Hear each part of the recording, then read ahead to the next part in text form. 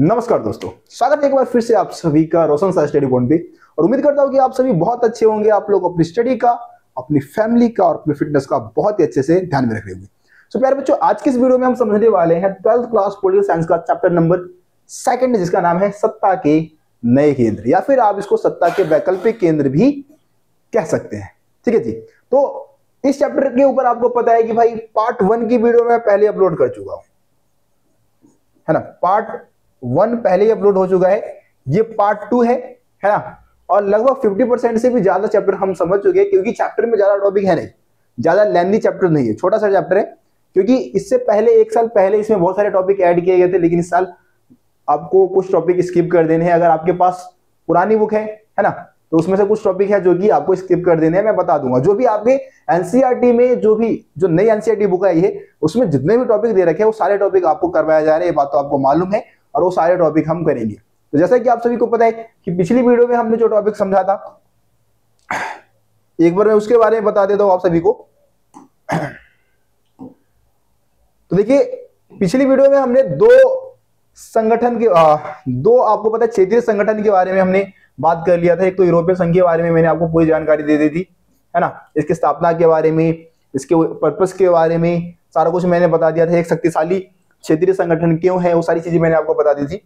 इसके अलावा हमने आसियान के बारे में भी बात कर लिया था। आसियान क्षेत्रीय जो संगठन है ना, दक्षिण पूर्वी एशियाई राष्ट्रों का जो संगठन है आसियान, उसके बारे में, उसकी स्थापना के बारे में, इसके 3 स्तंभों के बारे में मैंने सारा कुछ मतलब आसियान के बारे में भी बता दिया था। ठीक है। ब्रिक्स दक्षेस वाला टॉपिक आपके सिलेबस में नहीं है, इसको हमें करने की जरूरत नहीं है।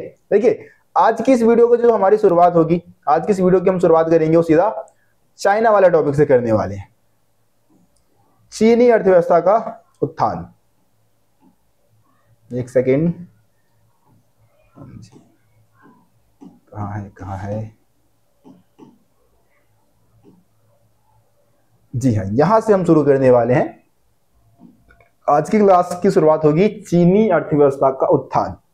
ठीक है। तो चाइना के बारे में हम बात करने वाले हैं। जैसे कि आप सभी को पता है कि चाइना जो है एक सुपर पावर के रूप में उभर के सामने आ रहा है ना, विश्व शक्ति के रूप में उभर के सामने आ रहा है। तो इस टॉपिक में आपको समझने को मिलने वाला है कि किस तरीके से अपनी आजादी के बाद, है ना, से लेके अभी तक जो भी चाइना ने अपने विकास के लिए, अपने डेवलपमेंट के लिए जो भी पॉलिसी अपनाई है, उसने किस हद तक उसको हेल्प किया अपनी अर्थव्यवस्था को ग्रो करने में, अपने राष्ट्र को ग्रो करने में, उसी के बारे में हम इस टॉपिक में समझने वाले हैं। कुल मिला के हम चाइना के विकास की पॉलिसी को हम इसमें समझने वाले हैं। तो देखिए जी, पहला पॉइंट आप देखेंगे, पहला पॉइंट है कि 1949 में माओ के नेतृत्व में साम्यवादी क्रांति के बाद चीनी जनवादी गणराज्य की स्थापना हुई। जो रिपब्लिक ऑफ चाइना की हम बात करते हैं, पीपल्स रिपब्लिक ऑफ चाइना की हम बात करते हैं, उसकी स्थापना 1949 में हुई थी, माओ के नेतृत्व में। ठीक है। आप माओ के बारे में जानते ही होंगे, माओ तसेतुंग, पूरा नाम क्या है, माओ तसेतुंग, है ना। और एक नाम आपने 11th क्लास में अगर हिस्ट्री पढ़ा है तो आप लोगों ने चियांग काई शेक का भी नाम पढ़ा होगा, है ना। तो आपको पता है कि 1949 के आसपास, है ना, 46 से 49 के बीच में चाइना में होता है गृह युद्ध, चियांग काई शेक के बीच में और हमारे जो माओ तसेतुंग होते हैं उनके बीच में। और उसके बाद इस युद्ध में, इस गृह युद्ध में जीत किसकी होती है, माओ तसेतुंग की, है ना। जो चीनी साम्यवादी पार्टी है उसकी जीत होती है, और उसके बाद चीनी साम्यवादी पार्टी की सरकार वहां पे आ जाती है। तो इस तरीके से चीनी साम्यवादी या फिर हम जनवादी गणराज्य, चीनी जो जनवादी गणराज्य है उसकी स्थापना की बात हम करें तो 1949 में हुई थी, है ना। शुरुआत में यहाँ की जो प्रणाली थी सोवियत मॉडल, यहाँ पे थोड़ा मिसप्रिंट हो गया, सोवियत प्रणाली पर आधारित थी। तो सोवियत संघ में जो विकास के मॉडल को अपनाया था ना, जैसे पंचवर्षीय योजना के मॉडल की अगर हम बात करें, तो उसी तरीके से सोवियत मॉडल को ही इन्होंने अपना लिया। चाइना ने क्या किया था, सोवियत मॉडल को अपना लिया था। ठीक है जी।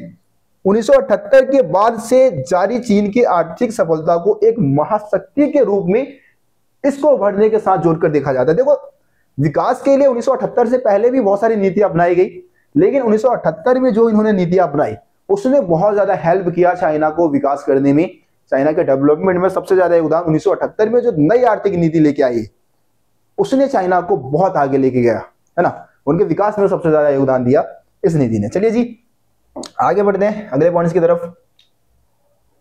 देखो, आर्थिक सुधारों की शुरुआत करने के बाद चीन ने सबसे ज्यादा तेजी से आर्थिक वृद्धि कर रहा है, मतलब जब से उसने अपना आर्थिक सुधार किया है तब से बहुत तेज गति से अपना विकास कर रहा है। और ऐसा माना जा रहा है कि अगर इसी रफ्तार से ये चलता रहा तो 2040 तक दुनिया की सबसे बड़ी आर्थिक शक्ति अमेरिका से भी आगे निकल जाएगा, है ना।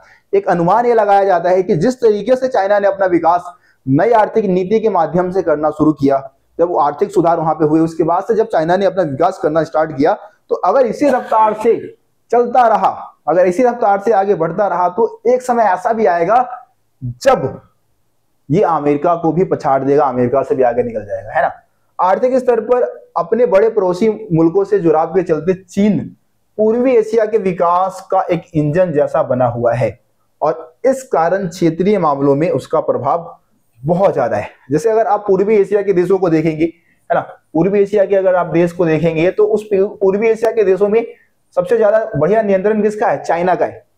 बहुत सारे देशों को हेल्प कर देता है ना। जैसे पाकिस्तान वैसे पाकिस्तान तो पूर्वी एशिया में नहीं आता, लेकिन पाकिस्तान जैसे देशों की बात कर लो या फिर आप बहुत सारे और छोटे छोटे देशों की बात करो, सबको हेल्प देता है वो, है ना, सबको हेल्प कर देता है, उनको कर्ज दे देता है, फिर कर्ज के जाल में उनको फंसा लेता है। तो इस तरीके से ऐसा माना जाता है कि ये पूर्वी एशिया के विकास का एक इंजन बना हुआ है ना। देखो इसके पास क्या है, चाइना के पास विशाल आबादी है, बड़ा भूभाग है, संसाधन है इसके पास, है ना।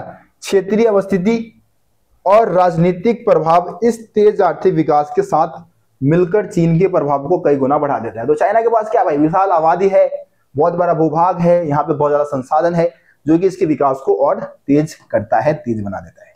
ठीक है, अभी जो मेन चीज आने वाली है वो आगे आने वाली है, जो कि आपको जरूर से जरूर समझना है, वहां से क्वेश्चन पूछा जाता है आपके एग्जाम में, है ना। देखिए 1949 में माओ के नेतृत्व में हुए साम्यवादी क्रांति के बाद आपको पता है कि भाई जो चीनी जनवादी गणराज्य है उसकी स्थापना होती है ना। और स्टार्टिंग में इन्होंने सोवियत मॉडल को अपनाया था विकास के लिए। आर्थिक रूप से पिछड़े साम्यवादी चीन ने पूंजीवादी दुनिया से अपने रिश्ते तोड़ लिए थे। मतलब स्टार्टिंग में पूंजीवादी जितने भी देश है उनसे सारे रिश्ते खत्म कर रखे हैं। जितने भी पूंजीवादी देश है उनके साथ कोई संबंध चाइना ने नहीं बनाया था। जैसे अमेरिका के साथ कोई संबंध नहीं था, या फिर यूरोप के देश है वो सारे पूंजीवादी देश है, उनके साथ कोई संबंध ही नहीं था इनका। ठीक है जी, ये बात आप जरूर समझ ली। अब देखो माओ के नेतृत्व में चीन का विकास, कौन कौन सी पॉलिसी अपनाई गई। अभी हम देखो चीन के विकास के मॉडल को आप समझना चाहते हैं तो दो भागों में बांट ले। एक तो बीच में हम गैप ले लेंगे 1978 का, ठीक है। 1978 से पहले के लिए पहले जो भी विकास की नीति अपनाई गई थी, या फिर आप 1970 का ले ले, 1970 का गैप ले सकते हैं, ज्यादा अच्छा रहेगा 1970 का। ठीक है, एक सेकेंड इसको मैं मिटा देता हूं। आप गैप किसका लेंगे, कौन से डेट का? 1970। ठीक है, तो 1970 से पहले जो विकास की जो नीति अपनाई गई थी वो अलग थी, और 1970 के बाद जो विकास के लिए नीति अपनाएंगे वो अलग थी। इस तरीके से दो भागों में आप इन्होंने जो विकास की पॉलिसी लेके आए थे उसको आप समझ सकते हैं। ठीक है जी, तो सबसे पहले हम माओ के नेतृत्व में, जब 1949 में माओ के नेतृत्व में वहां पे साम्यवादी सरकार आई, तो उन्होंने विकास के लिए जो भी पॉलिसियां लेके आए उसके बारे में हम समझ लेते हैं, किस तरीके से चरणबद्ध तरीके से विकास को बढ़ावा दिया था। देखिए, तो चीन ने विकास का जो मॉडल अपनाया था उसमें खेती से पूंजी निकालकर, मतलब सबसे पहले तो भाई खेती करना है, खेती से क्या निकालना है? पूंजी, यानी कि रोकड़ा, पैसे, है ना, निकाल कर सरकारी नियंत्रण के बड़े उद्योग खड़े करने पर जोर दिया गया था कि भैया खेती करेंगे, खेती से जो पैसे निकलेंगे, पूंजी जो निकलेगा, कैपिटल जो निकलेगा, उसको कहां खर्च कर देंगे? सरकारी नियंत्रण में जितने भी उद्योग धंधे हैं वहां खर्च कर देंगे, या इससे क्या होगा? उद्योग धंधे भी चल जाएंगे, है ना। इस मॉडल से चीन ने अभूतपूर्व स्तर पर औद्योगिक अर्थव्यवस्था खड़ा करने का आधार बनाने के लिए सारे संसाधन का इस्तेमाल कर दिया। मतलब जितने भी संसाधन थे सबको उद्योग धंधों के विकास में उन्हें खर्च करना शुरू कर दिया।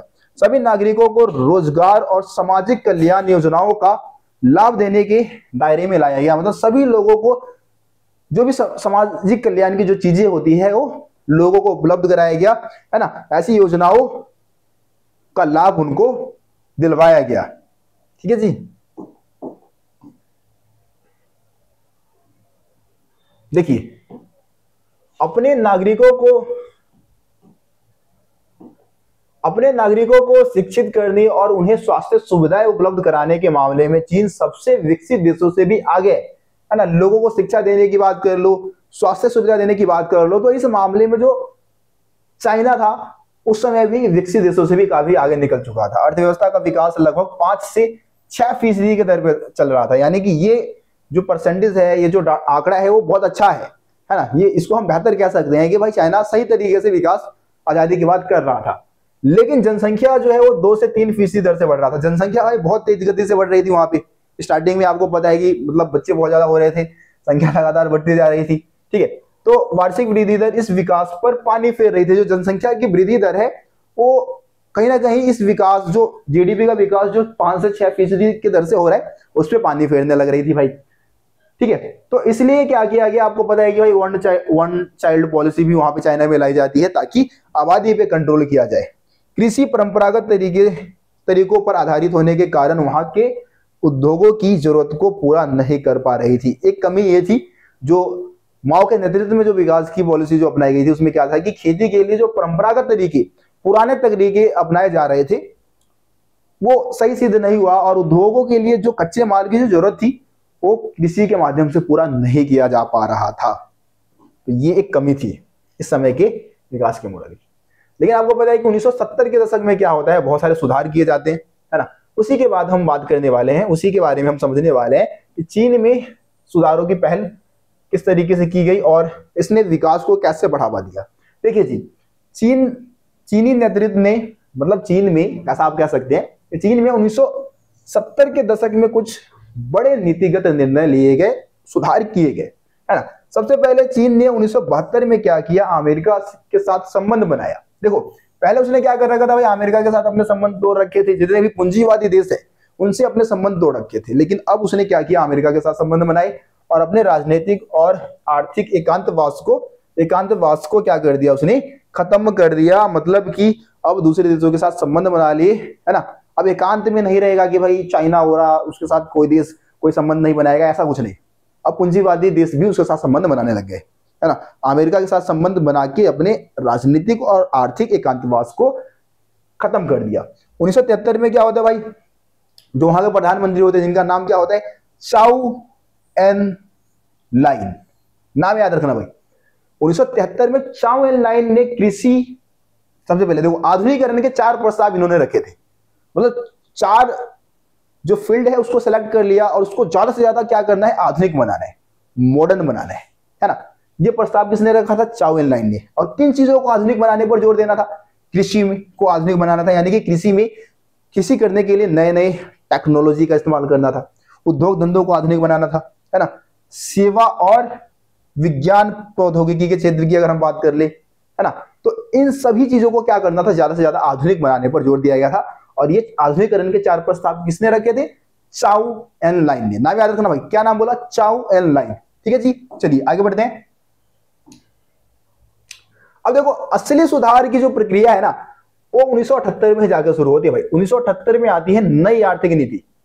क्या आती है जी, नई आर्थिक नीति, है ना। इसने ही वास्तव में अगर चाइना के विकास में सबसे ज्यादा योगदान किसी चीज ने दिया तो नई आर्थिक नीति ने ही दिया, है ना। भारत की नई आर्थिक नीति कब आई थी, भारत की नई आर्थिक नीति आई 1991 में, है ना। पाकिस्तान की कब आई, पाकिस्तान की बात करोगे, पाकिस्तान की कब आई थी भाई, 1988 में। हमसे भी पहले नई आर्थिक नीति लेके आए थे, लेकिन कुछ फायदा ज्यादा हुआ नहीं। देखिए 1978 में वहां के जो नेता थे, लीडर जो है, इनका नाम क्या था, डेंग शाओपिंग, है ना। नाम याद रखना भाई, नाम थोड़ा कठिन लग रहा होगा कुछ बच्चों को, है ना। नाम क्या है, डेंग शाओपिंग, ठीक है। तो डेंग शाओपिंग के नेतृत्व में क्या हुआ, चीन ने आर्थिक सुधारों की घोषणा कर दी और खुले द्वार की नीति अपनाई। इस आर्थिक सुधार की खासियत क्या थी कि दूसरे देशों से ज्यादा संबंध बनाने पर जोर दिया गया, दूसरे देशों के साथ खुले तौर पर व्यापार करने पर जोर दिया गया, है ना। इसी को खुले द्वार की नीति कहते हैं। यानी कि दुनिया के दूसरे देशों के लिए चाइना ने अपने रास्ते बंद कर रखे थे कि भाई कोई भी देश हमारे साथ ना व्यापार करेगा और ना हम दूसरे देशों के साथ व्यापार करेंगे, ऐसी नीति अपना रखी थी। इसको बंद द्वार की नीति बोलते हैं। क्या बोलते हैं, बंद द्वार की नीति। लेकिन 1978 में चाइना ने क्या किया, खुले द्वार की नीति अपना ली, ओपन डोर पॉलिसी को अपनाया और अपनी अर्थव्यवस्था को खोल दिया दुनिया के देशों के लिए, है ना।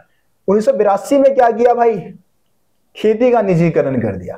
पहले वहां पे क्या था भाई, खेती सामूहिक खेती होती थी जिसमें सरकार का योगदान होता था, है ना, जिसको सहकारी खेती भी हम बोलते हैं, ठीक है। सामूहिक खेती मतलब सामूहिक खेती जिसको हम बोलते हैं, तो सामूहिक खेती को बढ़ावा दिया गया था। लेकिन अब क्या था कि खेती का निजीकरण कर दिया गया। इसमें क्या था कि एक व्यक्ति है, उसके हाथों में जमीन है, उसके नाम पे जमीन है, वो अपने जमीन पे खेती कर रहा है। लेकिन पहले ऐसा नहीं था, ठीक है जी। तो ये हो गया आपका 1982 में खेती का निजीकरण किया गया। कृषि के निजीकरण के कारण क्या हुआ कि भाई कृषि उत्पादों तथा ग्रामीण आय में उल्लेखनीय वृद्धि हुई। अब पहले क्या था कि भाई सामूहिक खेती होती थी तो लोगों का खेतों में मतलब खेती की प्रक्रिया में ज्यादा इंटरेस्ट नहीं था, है ना। लेकिन अब क्या है कि भाई निजीकरण होने की वजह से, क्योंकि खेती है वो लोगों के निजी हाथों में, व्यक्तिगत हाथों में है, तो क्या करेंगे, पूरा मतलब एफर्ट लगाएंगे खेती करने के लिए, है ना। तो क्या होता है कि भाई लोगों के आय में भी वृद्धि हुई, उत्पादन में वृद्धि होगी तो जाहिर सी बात है कि लोगों के आय में भी वृद्धि होगी। 1998 में क्या होता है, 1998 में उद्योगों का निजीकरण किया जाता है ना। अब उद्योगों के निजीकरण से क्या होगा, उद्योगों के निजीकरण से क्या होगा कि भाई उद्योग धंधे भी निजी हाथों में चले जाएंगे, है ना, प्राइवेट सेक्टर में चले जाएंगे। तो इससे भी क्या होगा कि उद्योग धंधों का विकास तेजी से होगा।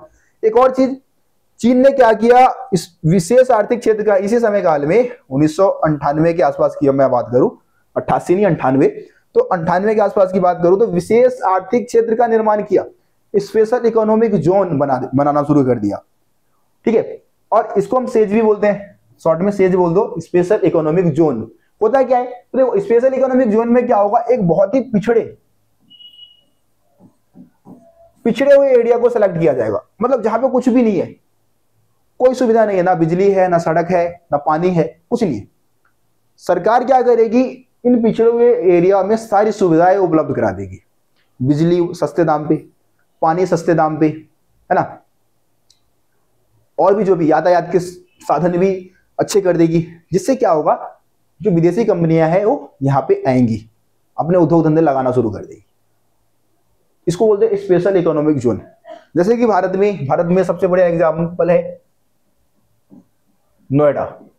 अब नोएडा को आप अगर आज से 20 साल पहले देख लो, कुछ नहीं था वहां पे, 20-25 साल पहले कुछ नहीं था भाई, बस खेत हुआ करते थे वहां पे।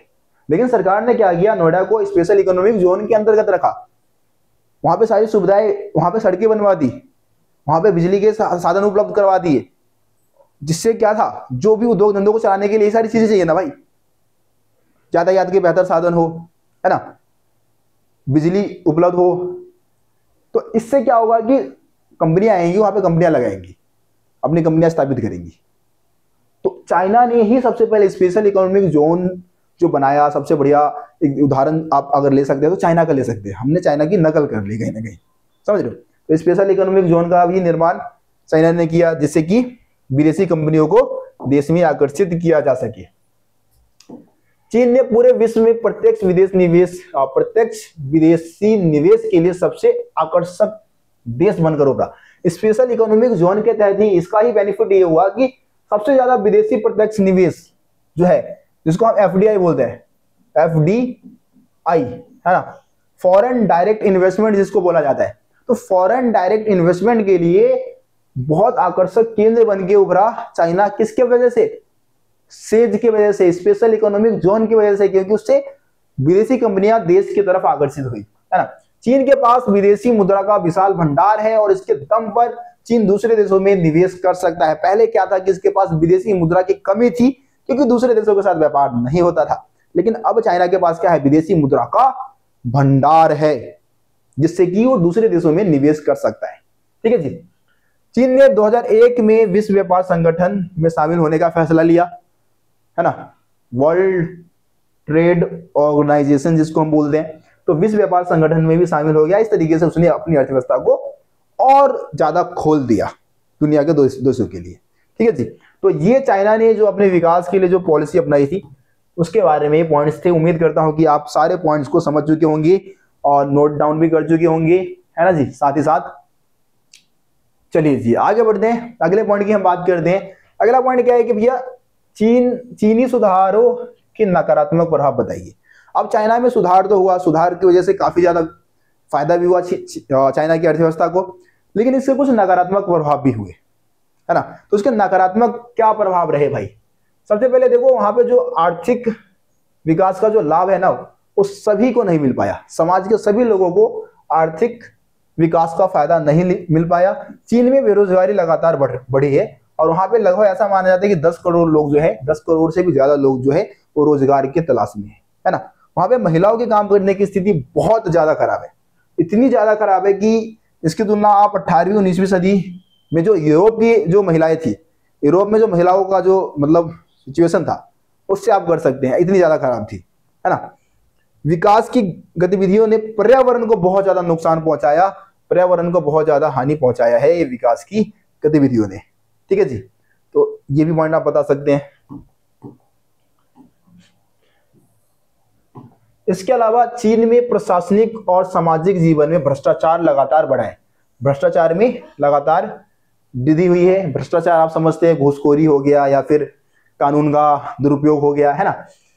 गांव और शहर के बीच में जो फासला है वो लगातार बढ़ता जा रहा है, ठीक है। ग्रामीण क्षेत्र और शहरी क्षेत्र के बीच में फासला जो है वो बढ़ा है। आय में भी बहुत ज्यादा विविधता आ गई है, कुछ लोग बहुत अमीर बन गए, बहुत सारे लोग गरीब रह गए, तो ये भी एक नेगेटिव इंपैक्ट पड़ा चाइना में जो आर्थिक सुधार हुए थे, ठीक है। तो ये सारे पॉइंट्स आप इसमें लिखेंगे, बताएंगे, पेपर में आता है जी ये क्वेश्चन भी। अब अगला टॉपिक आता है चीन का भारत के साथ संबंध। देखो आप सभी को पता है कि स्टार्टिंग में हिंदी चीनी भाई भाई का नारा लगा, है ना। जब भारत आजाद हुआ, प्रधानमंत्री बने जवाहरलाल नेहरू, तो उन्होंने हिंदी चीनी भाई भाई का नारा भी दिया था। उस समय हमारे संबंध बहुत अच्छे थे, ठीक है। लेकिन 1950 के बाद से हम देखते हैं कि संबंध में थोड़ा सा मतलब अनबना, अटपटा, या कह सकते हैं कि संबंध बिगड़ने लग जाता है, ठीक है जी। देखिए, आजादी के तत्काल बाद 1950 में चीन द्वारा तिब्बत को हड़पने तथा भारत चीन सीमा पर बस्तियां बनाने के फैसले से दोनों देशों के बीच संबंध एकदम गड़बड़ हो गए, ठीक है। 1950 के बाद से संबंध दोनों के बीच में खराब होने लग गए थे। किस वजह से? तो भारत चीन सीमा पर जो चीन है वो बस्तियां स्थापित कर रहा था, और तिब्बत के मुद्दे को लेकर के, क्योंकि चाइना जो था वो तिब्बत पे उस समय कब्जा करने की कोशिश कर रहा था, है ना। इसका भारत ने विरोध किया था, तो इस वजह से भी दोनों देशों के बीच में संबंध खराब होने लग गए थे। 1959 में आप देखेंगे तो 1959 में क्या होता है, तिब्बत के जो धर्म गुरु थे दलाई लामा, है ना, दलाई लामा ने भारत से शरण मांगी कि भाई हमें शरण चाहिए, हमें आपके देश में मतलब पनाह चाहिए, और भारत ने ऐसा किया। भारत ने दलाई लामा को शरण दिया, और इसको चाइना ने सही नहीं माना, ठीक है। चाइना ने इसको अपने अंदरूनी मामले में दखल अंदाजी माना, ठीक है जी। तो ये चीज भी आप बता सकते हैं। इसके अलावा भारत और चीन दोनों की अगर हम बात करें तो अरुणाचल प्रदेश के कुछ इलाकों पर और लद्दाख के अक्साई चीन के क्षेत्र में अपने मतलब इन दोनों क्षेत्रों को लेकर आप सभी को पता है कि 1962 में दोनों ही देशों के बीच में युद्ध हो गया। अरुणाचल प्रदेश और जो लद्दाख में जो अक्साई चीन का जो क्षेत्र है, इसको लेकर दोनों ही देशों के बीच में 1962 में युद्ध हुआ, और उसके बाद ये जो संबंध है वो और ज्यादा बिगड़ते हुए नजर आ जाते हैं, है ना। तो इस तरीके से ये तो नेगेटिव संबंध भाई हम मतलब बता सकते हैं, ये तो नकारात्मक संबंध हो गए। अब सकारात्मक संबंध की अगर हम बात करें तो धीरे धीरे संबंध जो है वो सुधरना भी शुरू होता है। 1962 के बाद तो भाई संबंध बिल्कुल ही खराब हो जाते हैं, लेकिन 1970 के दशक में जाके 1970 के दशक के लास्ट में बिल्कुल, है ना, लास्ट में जाके संबंध जो है वो थोड़े ठीक होते हैं। 1976 में भारत चीन संबंध सामान्य होने आरंभ हुए, ठीक है। 1979 की बात करें तो तत्कालीन जो विदेश मंत्री थे हमारे अटल बिहारी वाजपेयी, उन्होंने चाइना का दौरा किया था, और 1981 में सीमा विवाद को दूर करने के लिए वार्ताओं की श्रृंखला भी शुरू की गई, मतलब एक प्रक्रिया शुरू की गई जिससे कि दोनों देशों के बीच में शांति संबंध बनाया जा सके।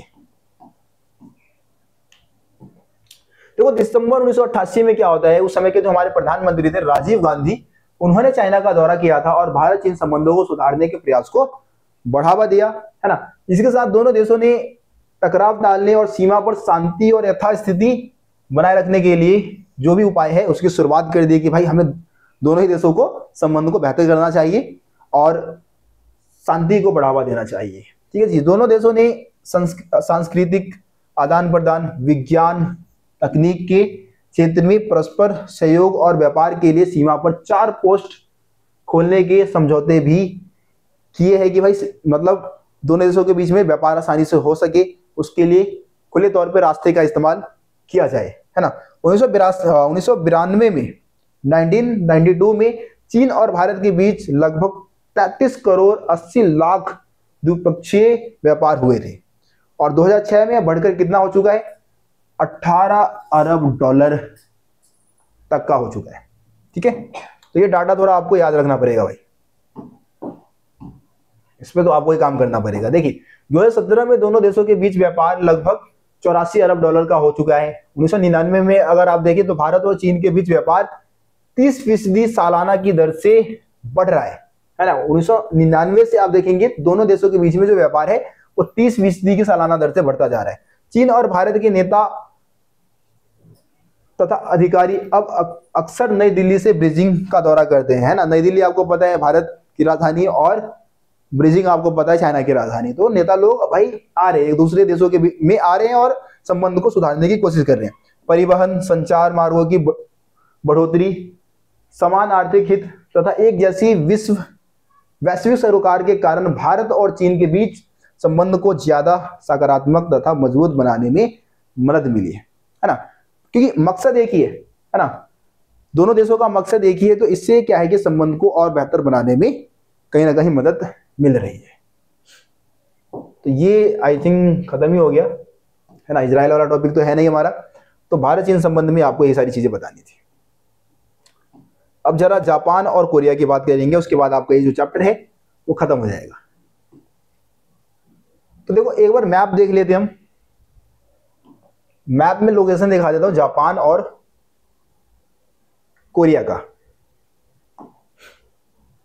देखो जी, जापान और कोरिया वाला टॉपिक है आपका। जापान और कोरिया भी सत्ता के नए केंद्र के रूप में उभर के सामने आ रहे हैं, है ना। जैसे कि आप अगर ये देखेंगे एशिया, पूर्वी एशिया का पार्ट है जापान जो है, वो पूर्वी एशिया का पार्ट है ना जी। ये आप देखेंगे ये वाला जो लोकेशन आपको दिख रहा है ना, ये इस तरीके से ऐसे कई टापुओं में बटा हुआ है।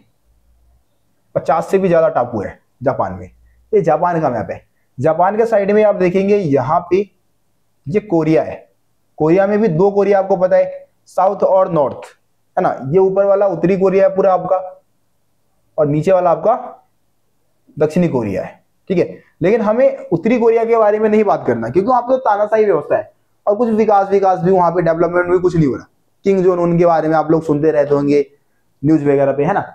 हमें बात करनी है दक्षिणी कोरिया की, जहां से बीटीएस की वजह से बहुत सारे लोग मतलब साउथ कोरिया को जानने लगे हैं। वहाँ के कल्चर की वजह से, वहाँ के फैशन स्टाइल की वजह से इसको जानने लगे हम लोग साउथ कोरिया को। तो हम लोग इस चैप्टर में साउथ कोरिया के बारे में बात करने वाले हैं। ठीक है, तो चलिए सबसे पहले तो भैया जापान की बात कर लेते हैं, उसके बाद साउथ कोरिया की भी बात कर लेंगे। देखो जी,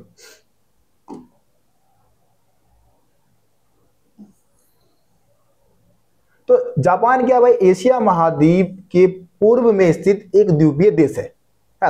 कई छोटे छोटे द्वीपों में बटा हुआ एक देश है। परमाणु बम की विविधता को झेलने वाला एकमात्र देश है भाई। परमाणु बम के हमले को झेलने वाला एकमात्र देश है जापान।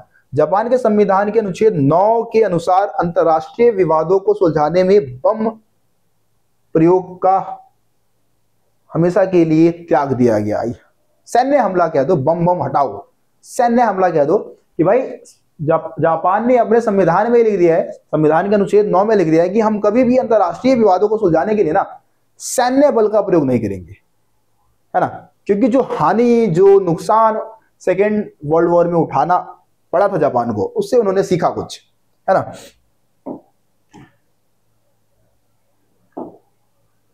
अब जापान को हम एक सत्ता के नए केंद्र के तौर पे कैसे देखते हैं, एक शक्ति के नए केंद्र के तौर पे हम कैसे देखते हैं, किस तरीके से जापान को हम एक पावरफुल कंट्री कह सकते हैं, उसके बारे में हम पॉइंट्स पढ़ते हैं। देखिए जी, तो जापान के पास प्राकृतिक संसाधनों की कमी है ना। उसके पास प्राकृतिक संसाधन कम है और कच्चे माल का आयात करना पड़ता है, उसको कच्चे माल को दूसरे देशों से मंगाना पड़ता है। इसके बावजूद भी उच्च प्रौद्योगिकी के उत्पाद बनाने में प्रसिद्ध है वो, है ना। टेक्नोलॉजी की अगर हम बात करें तो उस मामले में काफी ज्यादा अच्छी स्थिति में है जापान, ठीक है। सोनी की बात कर लो, पैनासोनिक की बात कर लो, कैनन, होंडा, सुजुकी, टोयोटा, है ना। ये सारे जो फेमस ब्रांड आप देखते होंगे, ये सारे फेमस ब्रांड कहाँ के हैं भाई? जापान के। 1964 में जापान आर्थिक सहयोग तथा विकास संगठन, जिसको इंग्लिश में आप बोलते हैं organisation for economic corporation and development, है ना, इसका सदस्य भी बन गया, ठीक है। ये मतलब दुनिया के जो सबसे पावरफुल अर्थव्यवस्था वाले जो देश है उनका संगठन है। लगभग 37 से 38 देश इसमें शामिल है। और इसका मतलब सदस्य कब बना था? ये 1964 में बना था जापान।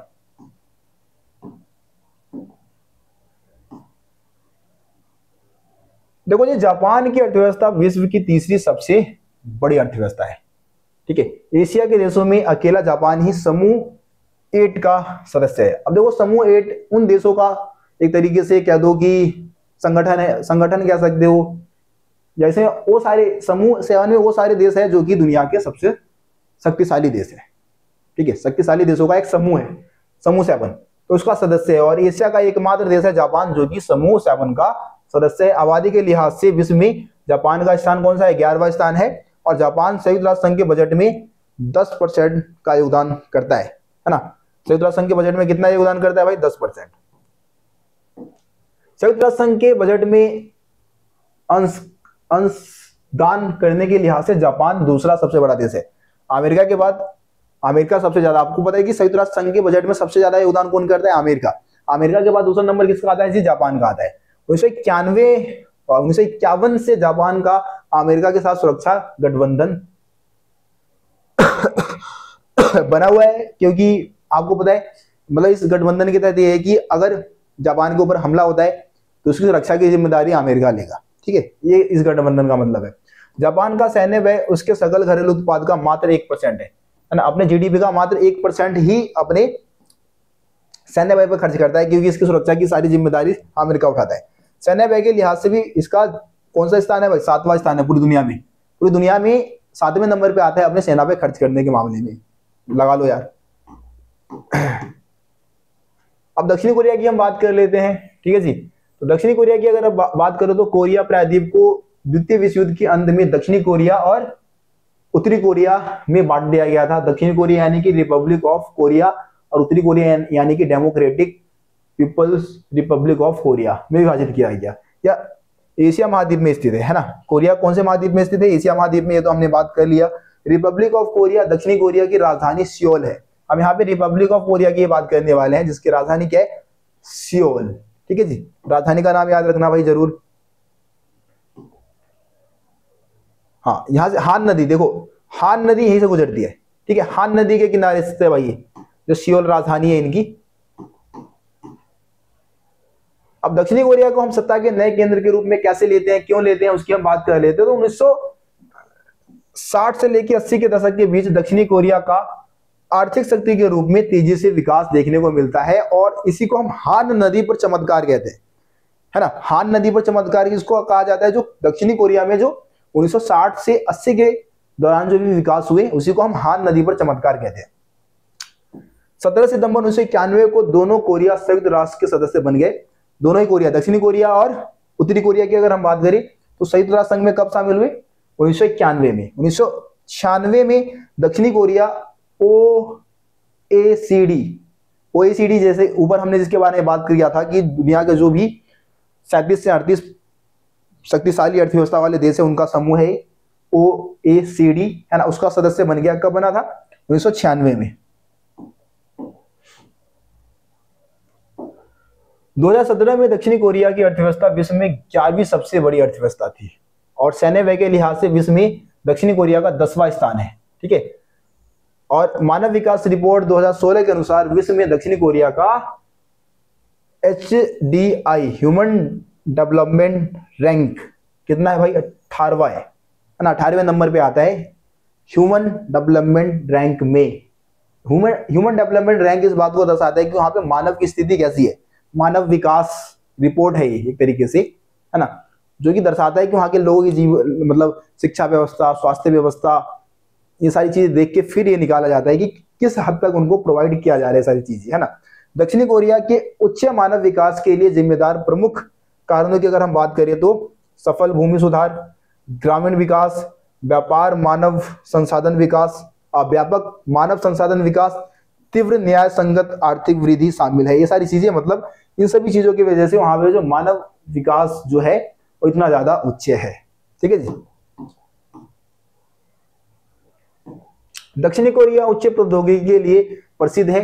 सैमसंग की बात कर लो, एलजी की बात कर लो, हुंडई की बात कर लो, ये सब कंपनियां जो है भारत में भी बहुत ज्यादा फेमस है और ये सारी कोरियन कंपनीज है ना। दक्षिणी कोरिया के पॉप कल्चर की अगर हम बात करें तो के पॉप जो है आपका, है ना, वो पूरे विश्व में बहुत ज्यादा प्रसिद्ध है। इसमें से आप अगर कोरियन बैंड की बात कर लो तो इसमें आपका बीटीएस है, एक ब्लैक पिंक करके है, ये सारे फेमस मतलब है और ये कहीं ना कहीं कोरियन कल्चर को बहुत ज्यादा आगे लेकर जा रहे हैं। ठीक है जी, तो ये पॉइंट्स भी आप बताएं। बस इस तरीके से आपका ये जो चैप्टर है वो कंप्लीट होता है। ये सेकंड पार्ट था। उम्मीद करता हूँ कि आपको जितनी भी चीजें मैंने समझाई है समझ में आ गया होगा। किसी भी पॉइंट में दिक्कत है आप कमेंट में मेरे को बता सकते हैं और अगली वीडियो के लिए ज्यादा से ज्यादा आप लोग कमेंट करें। जितना ज्यादा कमेंट होगा वीडियो उतनी ही जल्दी लेके आ जाऊंगा। ठीक है, तो आज के इस वीडियो को यहीं पे समाप्त करते हैं। वीडियो को लाइक शेयर जरूर करें। चैनल को अभी तक सब्सक्राइब नहीं किया है तो सब्सक्राइब करके बेल आइकन को प्रेस कर दे ताकि हमारे चैनल पे आने वाली सभी वीडियो का नोटिफिकेशन सबसे पहले आप तक पहुंचे। मिलते फिर आप सभी से अगली वीडियो में, तब तक के लिए जय हिंद जय भारत। आप सभी अपना ख्याल रखिए। धन्यवाद।